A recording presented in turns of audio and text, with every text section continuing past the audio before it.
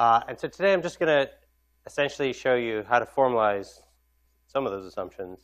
And so that clarifies exactly what you might have to give up if you get a contradiction. So you know that one of these assumptions cannot be true in a world that has correlations that are described by quantum mechanics or that violate a Bell inequality. So to explain the notion of locality that Bell uses, I need to tell you a bit about correlations that arise by virtue of a common cause. So if I have two variables, A and B, then they could be correlated because A causes B, or maybe B causes A, and maybe they cause one another through some intermediaries. That's one way to achieve correlation. But another way is if there's some common cause, C, which causes both A and B. And this is why people say correlation does not imply causation, because if you see A and B are correlated, you can't conclude that one causes the other. It could be that there's just some common cause for the two. So in this sort of situation, you can certainly find that A and B are not independent, i.e. correlated, which means that the joint distribution over the guys does not factorize. So like the outcomes in the Bell experiment, we could see some correlation. And the idea of a local explanation of Bell correlations is essentially to imagine trying to find a common cause explanation rather than an explanation where there's a direct cause from one wing to the other. So now, generically, if you have this sort of causal scenario here, then although A and B are not independent, they do satisfy another property, which is called conditional independence. So we say A and B are conditionally independent given C. And there's three equivalent ways of expressing that condition. So the first one is that the probability of A given B and C is the same as the probability of A given C. So the idea here is these conditional probabilities should be thought of as what I know, what I believe about A, if I have information about B and C. So this equation says, once I know C, I have some information about A, and teaching me about B doesn't give me any more information about A. C already has all the information about A that B does. And that makes sense, given that the only reason that A and B are correlated is by virtue of both of them being correlated with C. So once you've told me everything there is to know about C, then you can make some predictions about A. But learning stuff about B can't teach me anything more about C. I already know everything about C. So I'm not going to learn anything more about A in that case. Similarly, I can express it this way. The probability of B given A and C is just the probability of B given C. And that's true just by virtue of the symmetry of this causal structure. But you can also express it in this way here, which is that the joint probability of A and B given C factorizes into the probability of A given C and the probability of B given C. So this is a lot more like the form we're familiar with. We're talking about independence. Although I suppose I could have talked about independence in a different way. And now that I think about it, it's probably a bit cleaner. When you say A and B are independent, that this equality holds, it's equivalent to saying that the probability of A given B is just the probability of A, right? If A and B are independent, then learning B teaches you nothing about A. Or the probability of A and B, the probability of B given A is the same as the probability of B. So there's also three ways of expressing independence, which parallel these three ways of expressing conditional independence. OK, now let me just show you how you prove that these are three equivalent conditions. This is just basic probability theory. So I'll remind you, this is the relation that holds between the joint probability between two variables and the conditional probability of one given the other and the marginal. So this is really just the definition of conditional probability. And it's possible to assume that you know C. You can condition on C for all of these terms. So in other words, this equation holds true even if every term is conditioned on C. So rather than just talking about the probability of A and B, it's the probability of A and B given C. And here, it's the probability of A given B and C. And here's the probability of B given C. So we always have background information when we're describing our knowledge of something. And here I'm just putting that background information in explicitly. Good. And so now, if you look at that equation, it becomes clear that, for instance, I can derive 3 from 1. So if I want an expression for the probability of A and B given C, well, here's the generic expression. Any joint probability over A, B, and C will satisfy this relation here. But I know from 1 that the probability of A given B, C just reduces to the probability of A given C. So that just becomes this simple form here. All right, and if I want to go the other direction, well, I can just solve for the probability of A given B, C on top. It becomes the probability of A and B given C over the probability of B given C. And so if I use this expression now, so this is the numerator, and I divide by probability of B given C, I just get probability of A given C. So I get the first equation back. So these are just equivalent according to the rules of classical probability theory. And of course, the second one can be derived from the others, from the third, in exactly the same way. Okay, so I'm gonna go back to the Bell scenario, but let me just say that this sort of conditional independence relation, there's a much more general set of conditions under which this holds.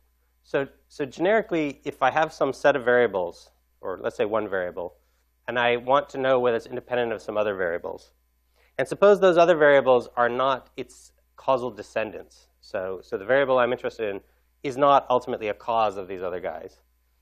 Well, it's going to be independent of these other guys as long as I condition on the causal parents of my variable. Because once I tell you all the things that cause that guy, well, now I've conditioned on anything that could have been a common cause that would explain correlations between him and these others. Right? So in the literature, people say that a variable is independent of its non-descendants given its parents. And you can prove that well, it's the same sorts of intuitions. And so that's the sort of thing that goes into the condition of locality in the Bell experiment.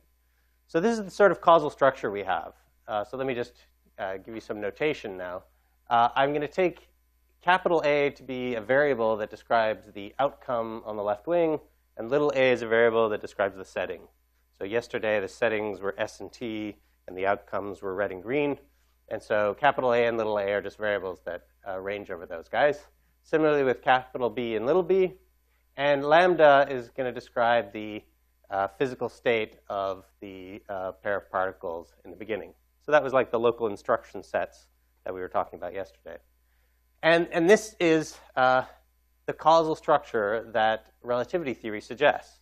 It suggests that there are no causal influences from either the variables over here in this region of space-time to the guys over here because they're space-like separated. That's how we set up the experiment. However, there can be a common cause of the outcomes on the left and the outcomes on the right in terms of this ontic state. We're imagining that these settings are basically chosen at the whim of the experimenters. So we don't, although it's possible to imagine causal connections here, we imagine that that's not how those settings are set. They're not determined by the particles. They're determined by the experimenters. So that's the idea of the causal structure. And now if you just apply this rule about what is conditionally independent of what for this kind of causal structure, well, capital A, if you're interested in that, it should be independent of both these variables given its parents. So these guys are non-descendants of A. It's certainly not the case that there's any causal influence from A to these guys. And lambda and A are its causal parents. They're the ones that have direct causal influence on A. So it's possible for capital A to be correlated with these guys. So for example, capital A could be correlated with B by virtue of this common cause. And it could also be correlated with little b because little b could be correlated with capital B. So they could all be correlated. But once I tell you exactly what lambda is, I've screened off that correlation. Now learning the value of these guys won't teach you anything new about capital A. And so we write that the probability of capital A depends just on little a. But once you've conditioned on little a and lambda, then further conditioning on big B and little b doesn't lead you to update those probabilities. So I can drop them from the right of the conditional. And similarly for capital B. Once I've conditioned on little b and lambda, its causal parents, then I don't change the probability distribution when I further condition on little a and big A. Is that clear? Good. All right, so this basically is what these assumptions are what Bell called local causality. So Bell didn't present it in quite this way. He started out by talking about local determinism, and he sort of said, well, if some variable over here is fixed deterministically by its past, it's not probabilistically distributed, well, then we satisfy local determinism if it depends only on things in its backward light cone, right? So that makes a lot of sense. But then he was worried about describing theories that weren't necessarily deterministic. So now there isn't necessarily a particular value of A given things in its backward light cone. There might only be a distribution over the values of A. And so then he said, well, in that case, what we're going to say is that the distribution over values of A should be independent of things elsewhere if I've conditioned already on things that are in its backward light cone, enough things in its backward light cone. And this, and you can formalize that notion with these sorts of equations. All right. It turns out that there's a useful second way of representing this, which is very much analogous to what we saw before. It's that the probability of both outcomes, so the joint probability of the two outcomes, given the settings and the ontic state, should factorize in this way, that the outcome on the left depends only on the setting on the left and the common cause ontic state, and the outcome on the right depends only on the setting on the right and the ontic state. So let me convince you that this implies that. It's just a slightly more complicated calculation from the other one we saw. So remember that this relationship between jointed conditionals when I condition on some C. And so if I think of this capital C as just being the collection of variables little a, little b, little lambda, then it's just this equation here. So far, I haven't made any assumptions. This is just a formula that's true of classical probability theory. It's an expression for this joint probability. And then I make use of local causality, which tells me that this guy here depends only on little a and lambda. And this guy here doesn't depend at all on little a, little b, and little lambda. Screen off capital B from A. So I can simplify both those guys. And then, of course, I have this factorizability condition I showed you. The second assumption you need to derive the Bell inequalities, which isn't contained in that assumption of local causalities, is sometimes called the absence of superdeterminism. So the idea here, and this did come up last time when I asked, how are the ways that you could cheat and violate and win that game more than 75% of the time. There was obviously, the communicate. But there was also, rig it so that the people who flip the coins will you already know what the coin flips are going to be. And that would correspond to there being some sort of correlation between lambda and the settings. So for example, if there's some common cause in the past, somebody who's rigging the whole scheme, which influences what lambda is and what b is and what a is, then the joint probability distribution over those guys will not factorize. Okay, so the assumption here is that these guys really are independent. And one way to try to justify that would be to say, well, suppose that you allow these experimental settings to be just at the whim of the experimenter. People like that version of it because to imagine that there's some sort of conspiracy would mean that somehow what the experimenter chooses is really not free but determined by something in the past which also influences these particles. And that seems kind of conspiratorial and implausible. The other way you can express this equation, of course, is just that the probability of lambda given AB is just the probability of lambda. So this is the equation that I sort of omitted from the first slide. But I calculate this just by taking the joint probability over all three, dividing by the probability of A and B. But the probability of A and B is just this guy. So if I divide all this by this term, I just get probability of lambda. So that makes sense. Learning about the settings won't teach you anything about lambda if they really are independent. So now I can use that factorizability and this version of independence to make a claim about what the observed correlations are. So this is what you observe in the lab. You observe a particular correlation between outcomes on the left given settings on the left and the right. Yes? Yes? So yeah, I suppose in principle, PA conditional lambda is not the same as PA if you have determinism. Sorry, I don't know if you're saying B or P. P. So the probability I still of can't getting hear it. P or? P. But P. I'll say Okay. the probability of getting Yeah, okay. A conditional on lambda. Yeah. I suppose it is dependent on lambda if you have a deterministic theory, right? Probability of Because A if you know given lambda, then you know what A will, I mean, it's fixed. The probability, you're saying, is the probability of A given lambda equal to the probability of A? Is that your question? Or? Well, yeah, that's what that says, right? Yeah, in particular, the probability of A given lambda is equal to the probability of A. That's right. Yeah. But, of course, in the deterministic theory, that will not be true. Why won't that be true? Well, because if you know lambda, then you know A. I mean, it's fixed, right? Either lambda determines what A will be. It's determined by virtue of being a deterministic theory. It doesn't quite work that way. If I have things that are fixed, then they end up being uncorrelated. So if I know everything about the world, like I have, I've got these variables here, here, and here, but I happen to know everything about them, then the probability distribution I use to describe it is a delta distribution on each of their values. But furthermore, that delta distribution can be written as a product of delta distributions. It's the Kronecker delta for capital A taking the value little a times the Kronecker delta for capital B taking the value little b, etc. And that's a product. So it's uncorrelated. But then it's conditional. No, yours not conditional. So say our null. So let me just rephrase it and just calculate it explicitly. So let me take a simple example of just two variables. And suppose that it's the following distribution. Capital A takes the value little a, and capital B takes the value little b. Well, that then is just the product of the probabilities I assign to A and B.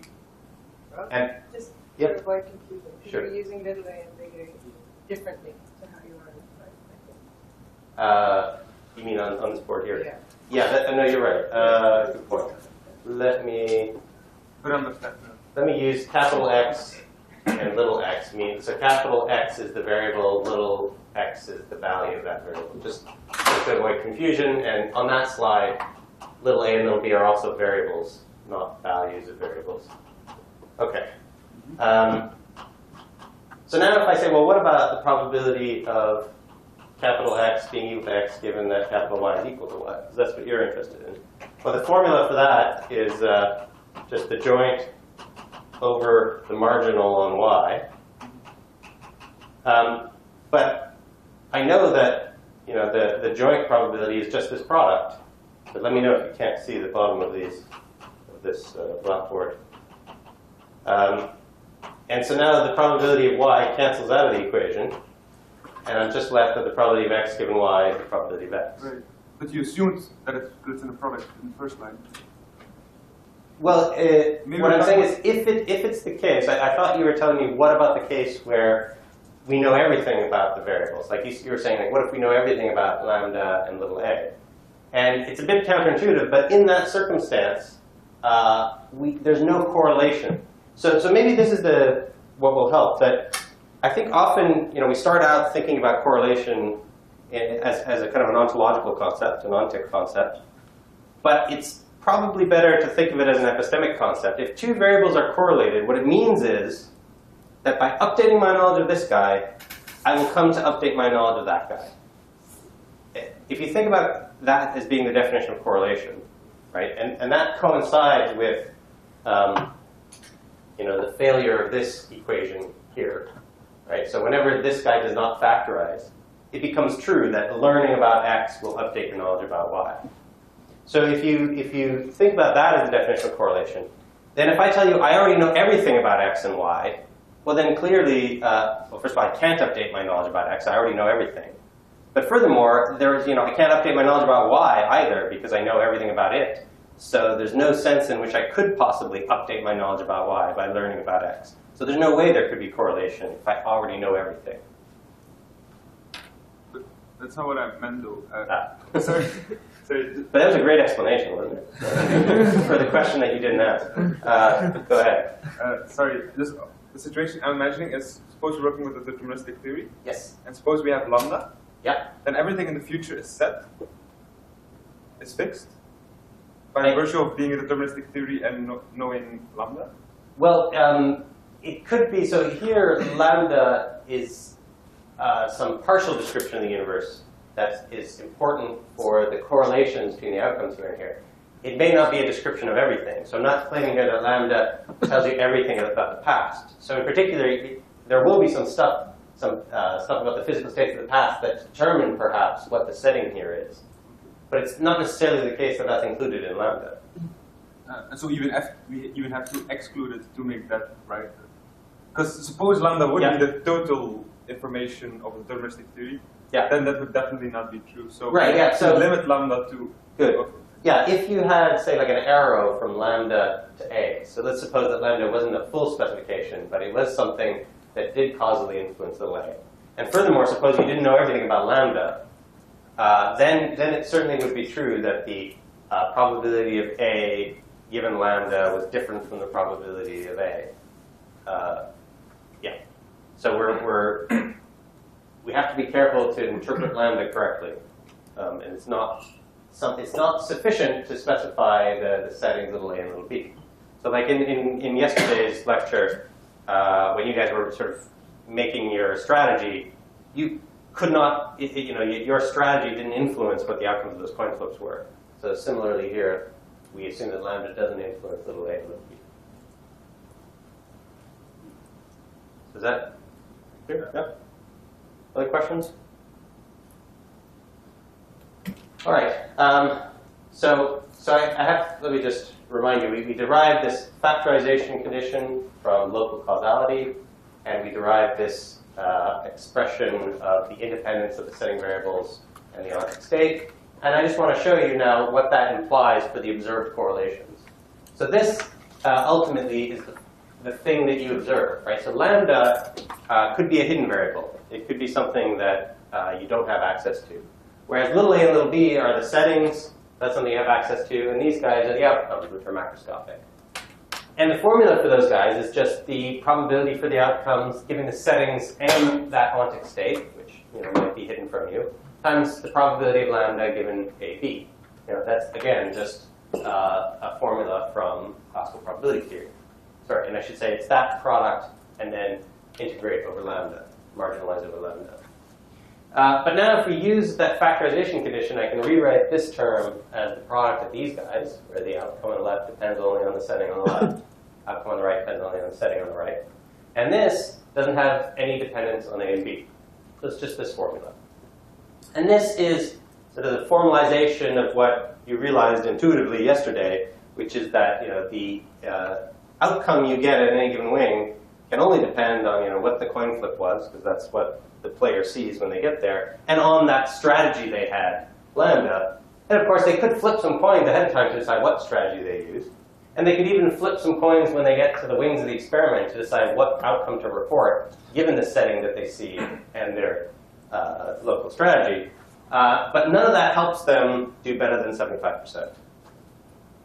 And so if you're in the scenario where you've got two settings, like the scenario we saw yesterday, so S and T, for example, and you've got two outcomes like red and green, and then you define the probability of agreement between the outcomes for a particular choice of settings, so that's just the red-red and the green-green cases, and the probability of disagreements in that way, then you can derive from this formula the following inequality, that if you sum up with probabilities a quarter each, right, so this probability quarter for each of these possible pairs of settings, the probability of getting agreement for the SS, ST, and TS cases, and the probability of getting disagreement for the TT cases, remember that was the rule of the last game, then you can prove that that thing is bounded above by 75%. And you can do some algebraic manipulations that convince you that if each of these terms is given by an expression of this form, then this inequality holds. But it wouldn't really teach you much. It would just be doing algebra. And you already saw yesterday why that had to be the case intuitively. So if you're really interested to go through the math and sort of have just kind of a formal derivation of it, then you can take a look at chapter 16 of Bell's book, where he does the math for deriving this sort of inequality. So now we know that, OK, all those intuitions we had yesterday, they can be formalized into, one, this assumption of local causality that Bell started with, and this assumption of no superdeterminism. And then a lot of the literature on Bell's theorem is really about trying to articulate what other assumptions have gone into it. So there's probably a lot of implicit assumptions we've been making. So for example, people say, well, one thing we haven't said explicitly, but which is certainly being assumed, is that there are no causes propagating backward in time. What if the outcomes of those measurements could causally influence what lambda was in the past? Oh, well, then things would change in that circumstance. And so a lot of the game in the Bell literature is trying to clarify exactly what are our options in the face of this contradiction. That there's a set of very reasonable assumptions that lead to inequality, which we find to be violated. So what do we have to give up? Let me make a few other comments. So we mentioned last time that this funny kind of non-locality we see in Bell inequality violations is not the same as a superluminal signal. So it's nice to see the formal representation of that. So these are the conditions for local causality. The conditions for no superluminal signaling are of this form. They say that if you think about the setting on the left, the outcome on the left, for example, well, it does not depend on the setting on the right. So in particular, if I learn what the setting on the right was, I shouldn't update my probability distribution over the outcomes on the left. And in particular, even if I already know what the setting on the left was, that doesn't help me, right? So even if I know everything about the setting on the left, learning about the setting on the right still doesn't make me update my distribution of outcomes on the left. And similarly here, that just vice versa for left and right. So they're very different sorts of assumptions. This one here is about what knowing a number of things, including this hidden variable, would teach you. Whereas no signaling is about what you can learn without knowing the hidden variable, what you can learn sort of at the operational level concerning variables that you actually have access to. OK, so here's a question that people debate, is whether the notion of local causality, Bell's notion, really captures the content of relativity theory. So some have argued that there's no tension between Bell inequality violations and relativity theory, because the real content of relativity theory was merely that we cannot send signals faster than the speed of light. That's it. That's all that relativity theory commits us to. And so I'm curious if you find that argument compelling. Is this how we should make peace between quantum theory and relativity? Yes? Just a question first. Why does relativity tell us only that we can't signal faster than light, not that there's no non-local causality? Well, I'm not saying that it does. I'm just saying some have argued that. Some have suggested. So the alternative, to some extent, would be to admit, actually, yeah, there seems to be this really deep tension between our two best physical theories, quantum mechanics on the one hand, and relativity theory. That's kind of alarming. And so you might say, OK, well, we don't, if we're worried about that, maybe the way out is to say, oh, well, we were wrong to think that relativity theory was about superluminal, or all causal influences being slower than the speed of light. Maybe it was just about signals, and now we have peace again between our two best theories. Yes? When you study general relativity, there are certain paradoxes that are often raised, some of which involve, you have various observers traveling at different accelerations and different speeds relative to each other, and so their clocks differ. And then it would seem at some point that their clocks will show different things when you would think they ought not to. And the way to resolve the paradox turns out to be the fact that you have to bring the observers back together in order to compare what's on their clocks. And when you bring the observers back together, that implies accelerating one relative to the other, and then everything balances back out. So it seems to me in this way you have, in this Bell case, you have a similar thing in that you have correlations between A and B, but you can only detect or know that there is a correlation there by bringing the systems back together. And that's kind of similar to what happens in relativity in certain of these paradoxes where you have to bring the observer's clocks together in order to reconcile paradox. So I think there's really not necessarily tension. Well, let me try to play devil's advocate to this point of view. I think many people would say, well, as long as we continue to believe that the outcome, let's say I'm over here on this wing of the experiment, I still believe that the outcome there has happened. It exists. I don't have to wait for the outcome to be sent to me to acknowledge that it's real. And so even before we brought those outcomes together and collated the data, such a person would say, I still believe that the correlations have been realized, right? That they've got a long list of all the outcomes they got in their lab, sitting over there in their lab. It's real. It exists independently of me. I've got all the data here. They have certain relative frequencies embodied in them. And the fact that we don't learn those relative frequencies until we devote the time to bring them together is irrelevant. They exist. And the alternative, if you want to say they don't exist, well, then you're sort of like a solipsist, where you'd say, oh, the stuff over there doesn't exist until it sort of comes to me, and nothing exists until I see it. And that's too radical a philosophical view for them. So does that?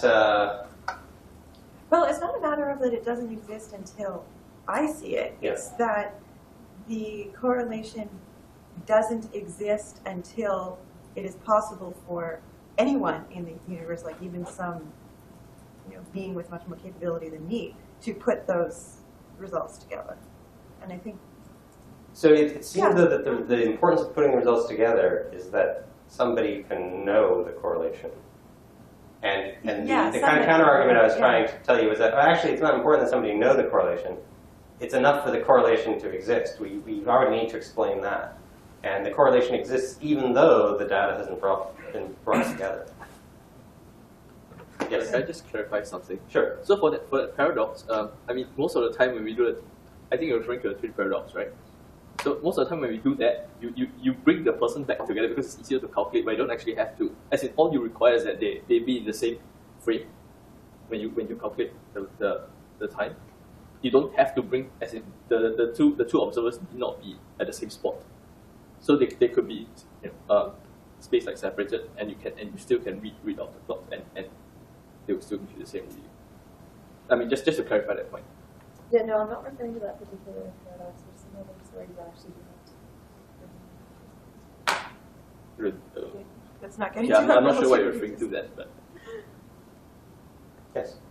I kind of get the reason behind the no superluminal signaling, that is the only point of relativity. It makes sense, but I think it's less simple than it does sound, because what it would suggest is that we have that we experience relativity, but that for persons at the level of lambda, for someone who would be able to know lambda, just supposing, and that person would experience different law of nature and relativity, and then you would have to explain that relativity emerges from such a different world, and then you have this distinction, this weird cutoff line, and it could be true, of course, but that it just replaces one problem by another problem of explaining such a situation.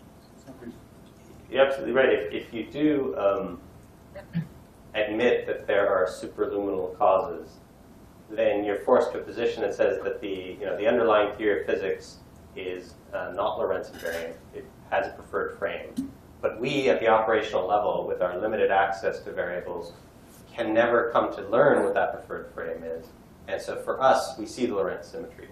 So Lorentz symmetry just becomes an emergent operational symmetry, which doesn't exist in the real physical theory. And when we talk about the de Broglie-Bohm interpretation next week, they endorse that idea explicitly. Yes? So the reason, or why some people believe that what's important and relevant about relativity is we can't signal superluminally, rather than nothing can propagate more quickly than light. The reason to believe that is something about limited information on our parts, limited detection capabilities. Why do some people believe that? So you're asking why some people believe that it's just about signaling, not about influence?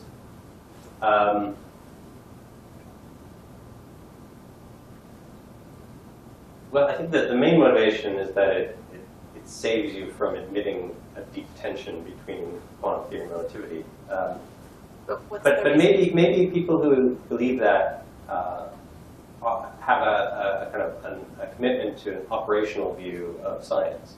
So if you think that it is inappropriate to look for a realist explanation of what's going on, and the appropriate business of science is to just correlate data, you'd say, look, these are the only kinds of variables we ought to be talking about. The settings, which we can control and observe, and the outcomes, which we observe. And these postulated variables, lambda, that describe, the notion of a causal explanation of these correlations is unnecessary. It's simply enough to describe the correlations without accounting for them in a causal manner. So I'm not one of these people, so I'm not sure I'm doing justice to their views, but perhaps that's the sort of angle they would take on it. I mean, perhaps, suppose we just ignore quantum mechanics. Yep. And it provides the motivation for stating that what's important about relativity is we can't signal superluminally, rather than nothing can propagate more quickly than light.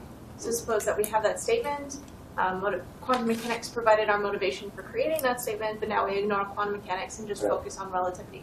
What about relativity would make us believe that what's important about it is we can't signal superluminally, rather than nothing can propagate more quickly than light?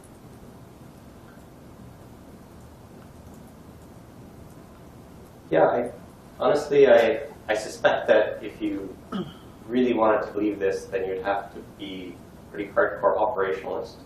And as a hardcore operationalist, you might say, well, actually, the way we formulate relativity is a little bit too realist for my liking. We should reformulate it as a statement about what happens when I do experiments in different regions of space, moving at different velocities.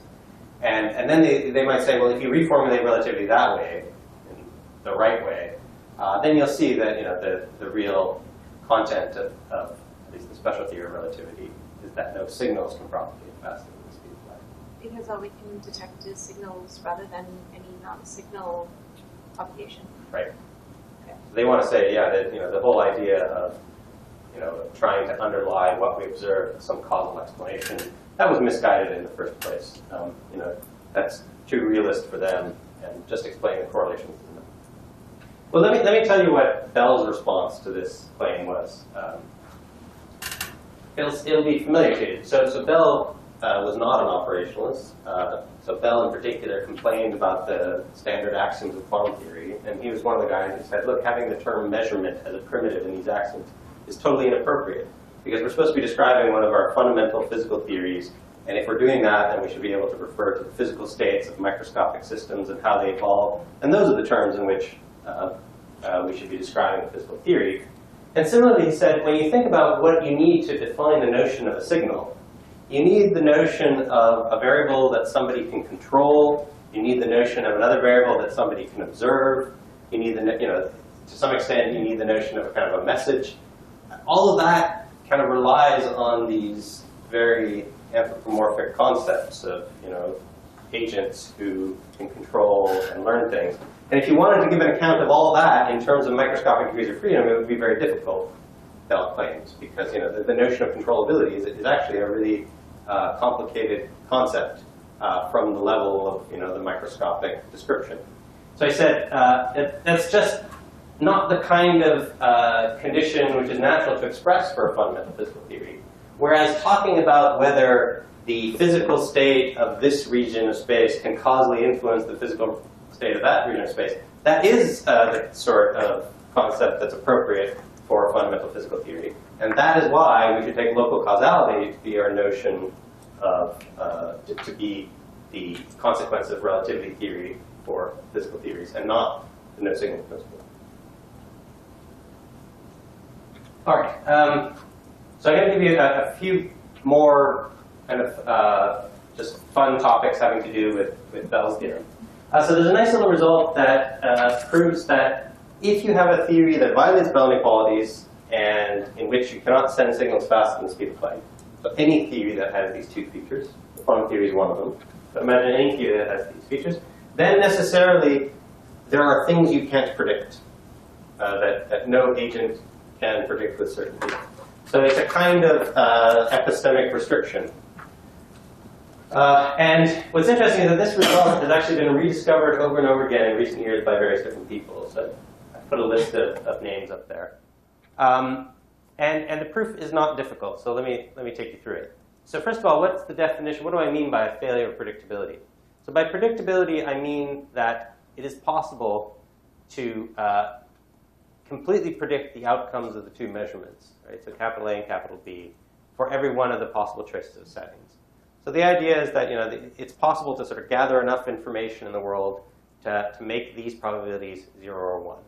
I'm not conditioning explicitly on all that extra information you might gather.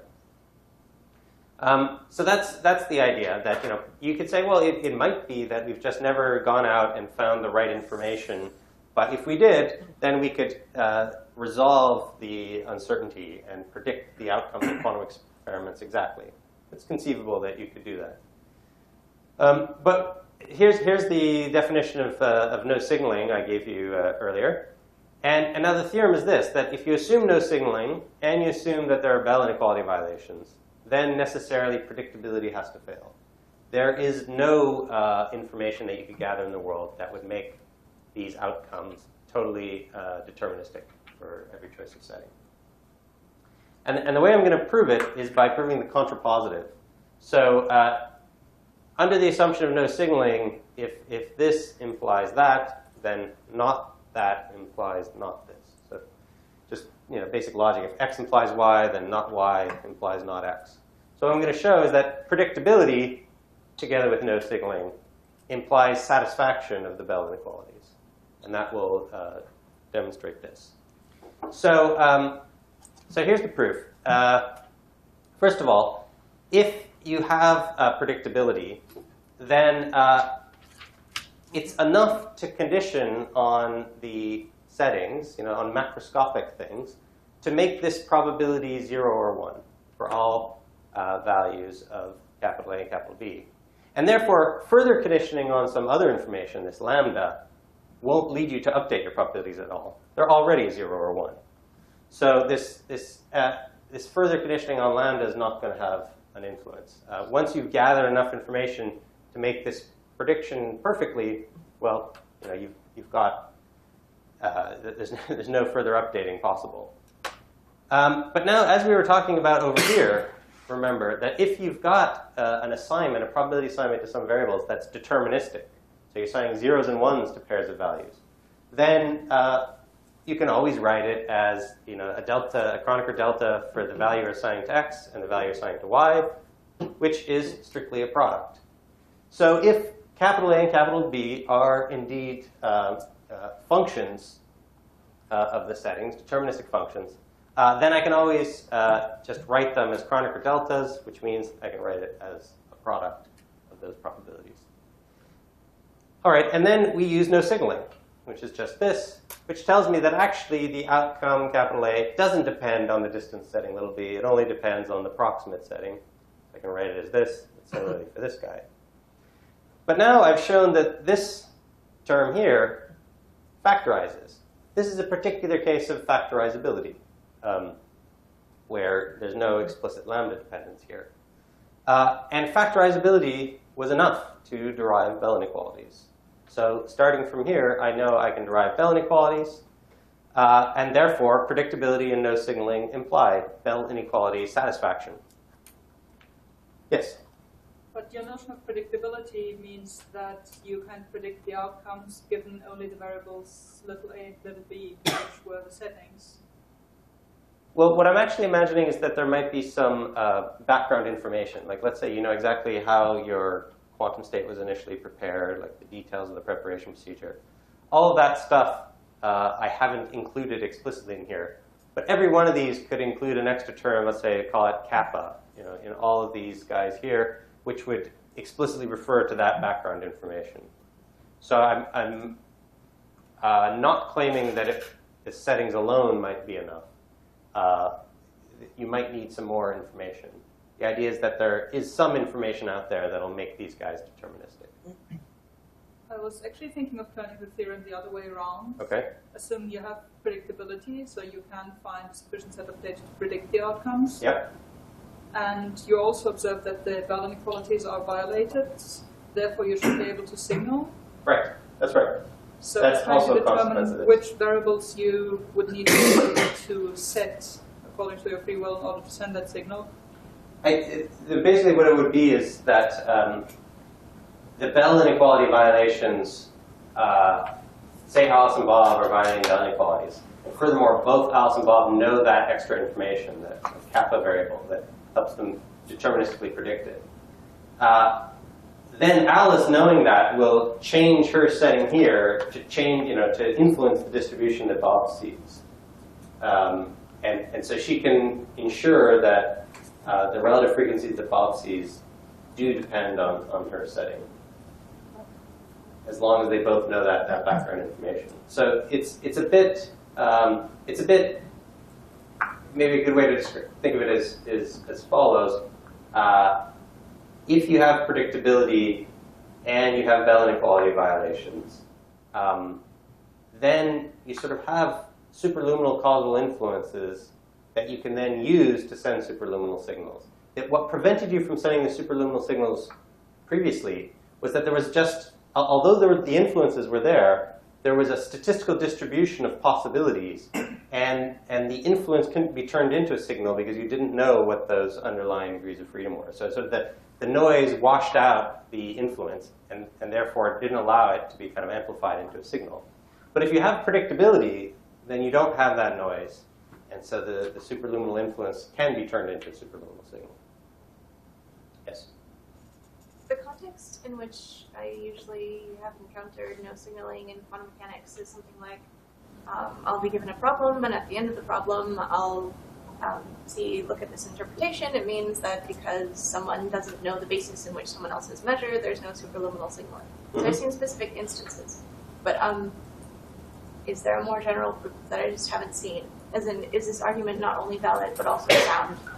As in, the no signaling postulate has been deduced?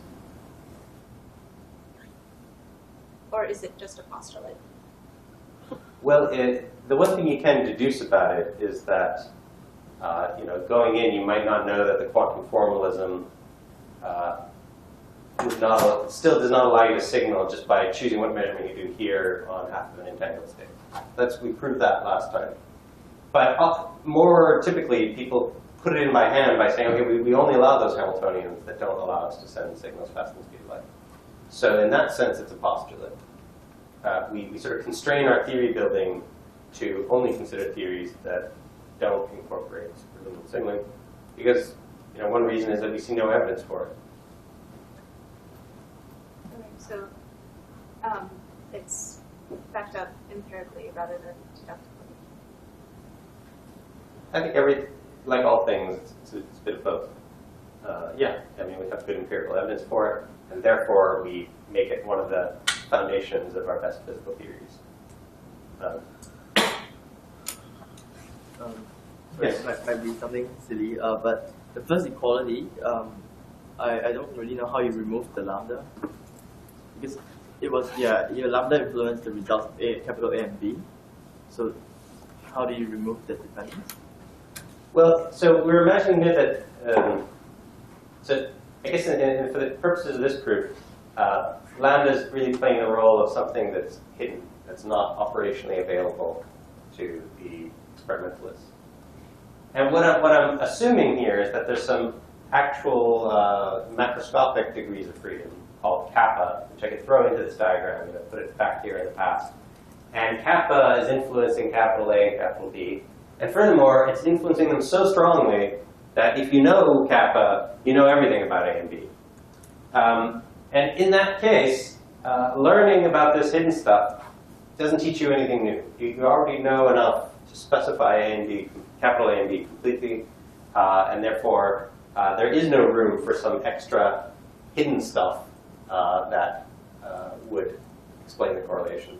So in some sense, what we're imagining here with the predictability, we're saying, well, whatever common cause explains the correlations between capital A and capital B, imagine that we could come to learn that common cause, rather than have it be sort of hidden at some sub-quantum level. Imagine we could actually just go out, do sufficient measurements, and find out what it was, so that we no longer have quantum uncertainty about the outcomes of experiments.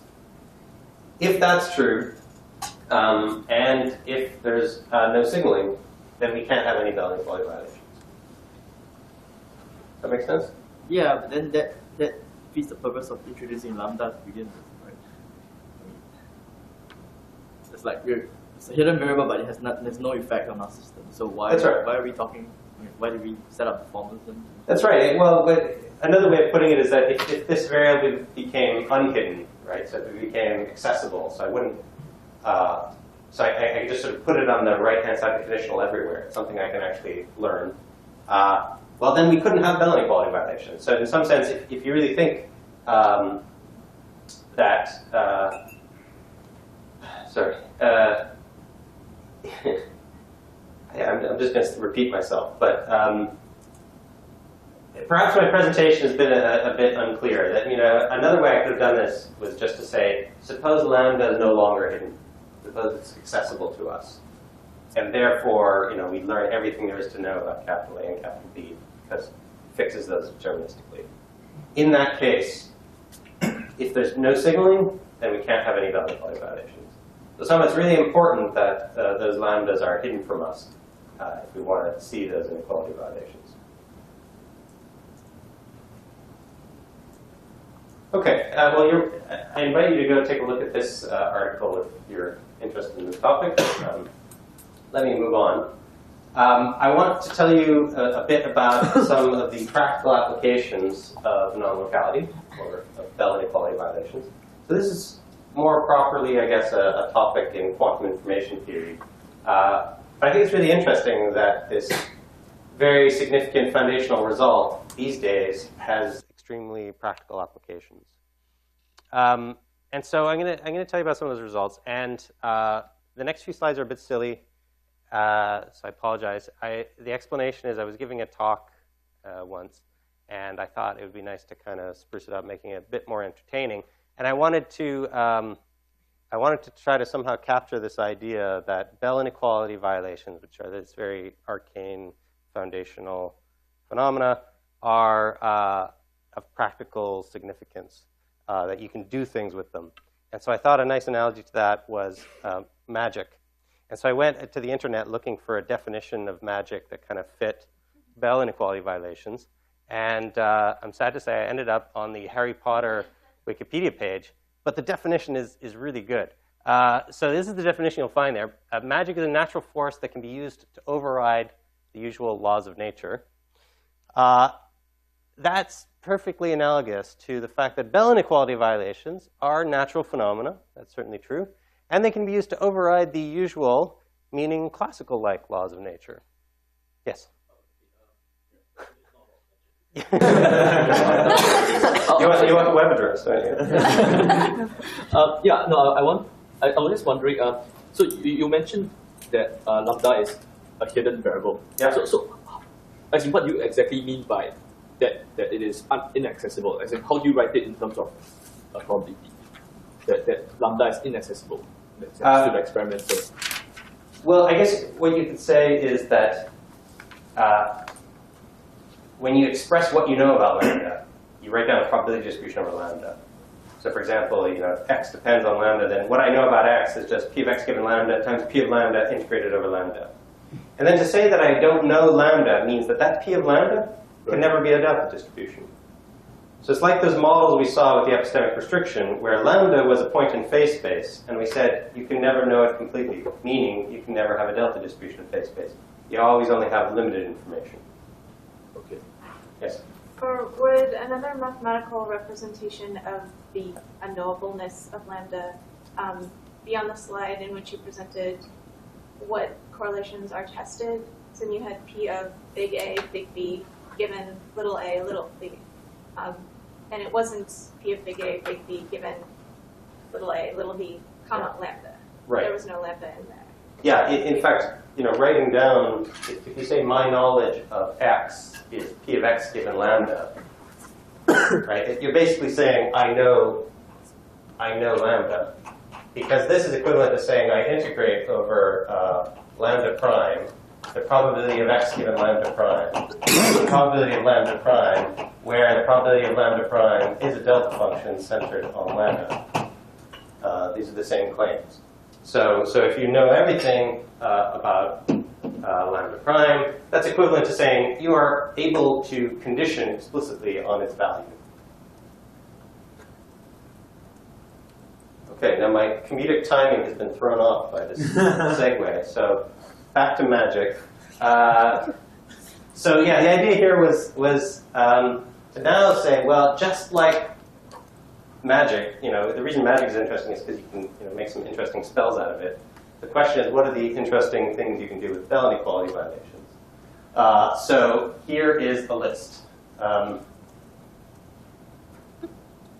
Communication complexity is a problem that computer scientists are interested in, wherein Alice and Bob, two separated parties, each have some data locally, and they want to compute some joint function of their two pieces of data. And they want to economize on the amount of communication that they need to do in order to compute that function. So it would obviously be sufficient for Alice to send all of her data off to Bob. But they want to really reduce the amount of communication, and that's called the communication complexity. And so what has been shown is that if you're in a theory which admits of Bell inequality violations, then you can reduce the communication complexity of evaluating certain functions of local classical data. Which is very practical and not at all obvious. Another example, let's go to this one here, randomness expansion. So we saw before that if you have a no signaling theory that violates Bell inequalities, then necessarily there are certain variables that are unpredictable. And that means unpredictable to anybody. And so in particular, if you want to generate a variable and you want to make sure that your adversary doesn't know its value, then you can use that phenomenon. You can make sure that your adversary can't predict it.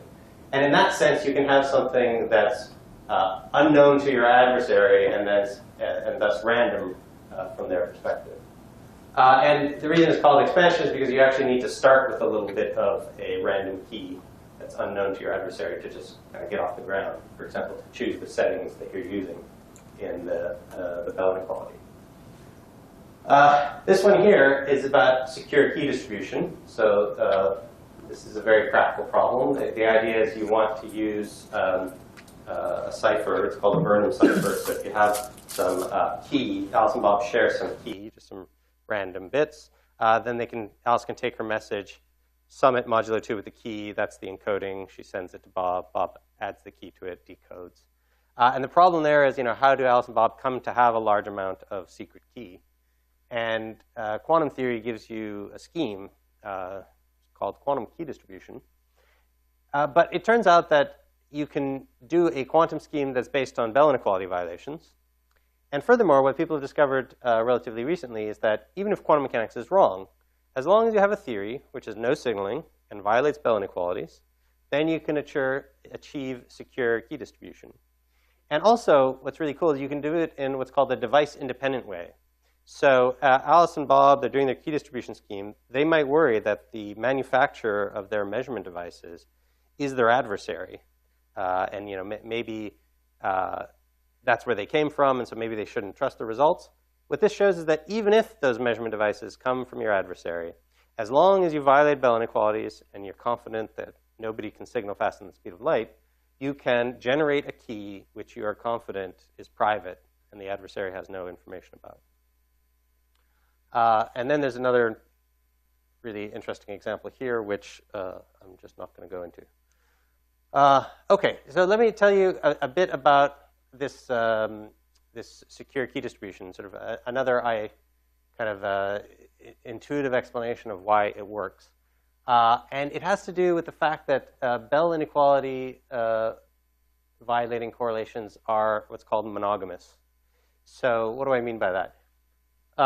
Suppose Alice and Bob can violate a Bell inequality. And just for simplicity, suppose that they can win that game that we talked about last time with 100% probability. So remember this sort of diagram here, the one on top, it means that Alice has one of two choices of measurements she can do. Bob has one of two choices of measurement. Each one of them has two outcomes. And I draw a solid line to mean that the outcomes of these measurements agree. And so I have two solid diagonal lines, which means, like previously it was SS, ST, and TS. And now T and T disagree. So imagine they have those kinds of correlations. And now the question is, well, could it be that there's some third party who has a system that maybe has been coupled to the systems that Alice and Bob are using to try to get some information about them? And then the adversary also can do one of two measurements, each with two outcomes on that system. And the question is, well, could the adversary find exactly the same correlations with Alice as Bob did?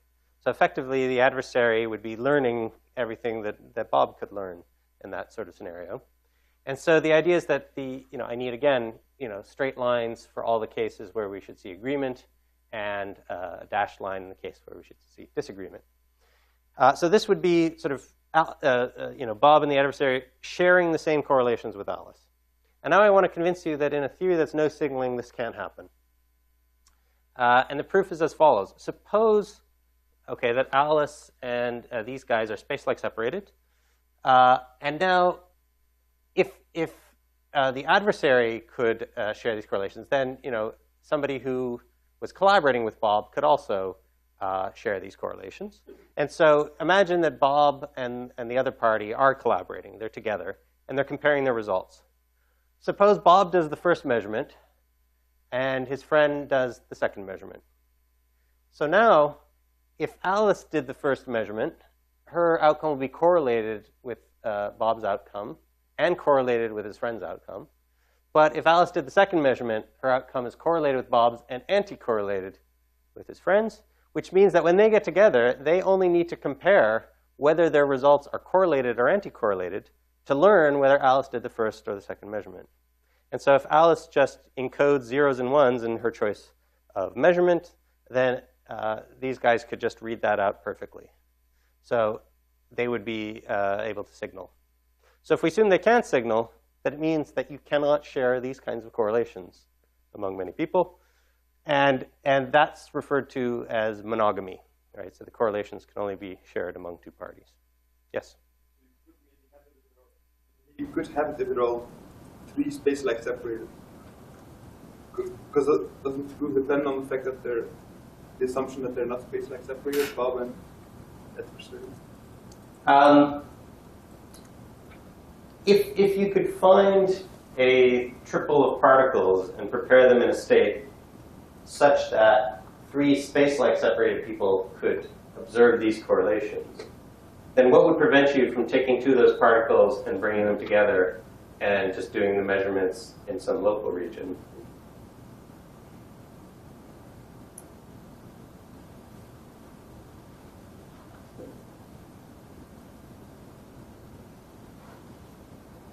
Other questions?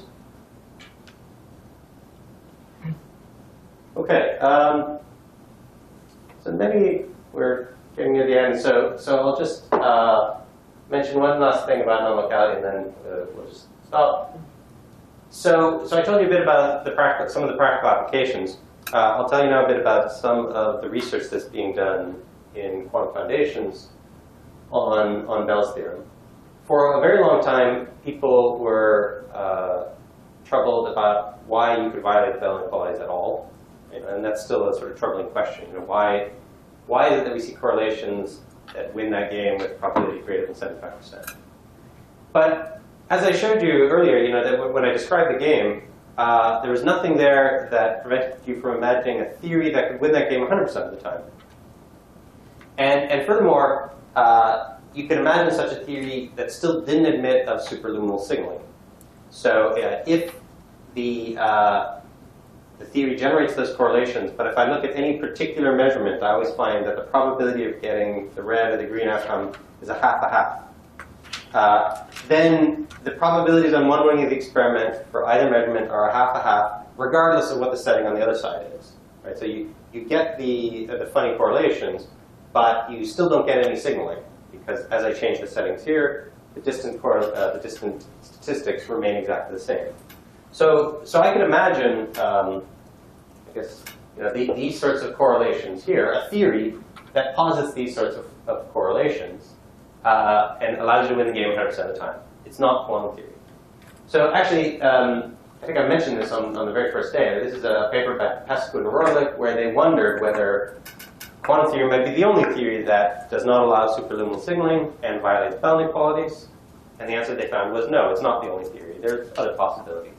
And so these correlations these days are called PR boxes, or PR box correlations, because the way they described it was, imagine you have two boxes and they generate correlations in these sorts of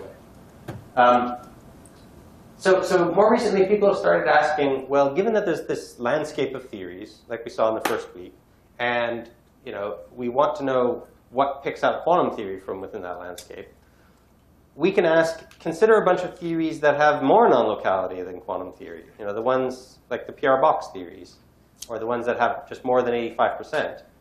What makes quantum theory special? Can we find some physical principles that pick out 1/2 plus 1 over 2 root 2 as the precise probability that you win that game? And there's been a lot of interesting papers written just in the last few years on candidates for physical principles that can specify precisely the correlations of quantum theory and not more or less. So one example is people looked at this communication complexity problem, and they actually showed that if you had PR boxes, this 100%, you could actually make all those computations trivial. One bit of communication would be enough to evaluate any Boolean function on Alice's and Bob's data. And then the idea is that, well, that would be too good. That would just be kind of crazy to have such a powerful computational primitive. And therefore, we rule out the PR boxes. But they haven't quite been able to turn that into a proof that it should be 85%. So far, the best bound is something like 90%. Like it would if the correlations were any stronger than 91% or something like that, then communication complexity would become trivial. But there's a possibility that somebody could come up with a clever argument that would show if it's anything greater than 85, or 1/2 plus 1 over 2 root 2, then communication complexity becomes trivial. So now you turn it around and you say, I make my new physical principle. The universe is a place where communication complexity is not trivial. And then the precise amount of the Bell correlations would follow from that. OK, so I didn't make it to contextuality today, but we'll start on that next time.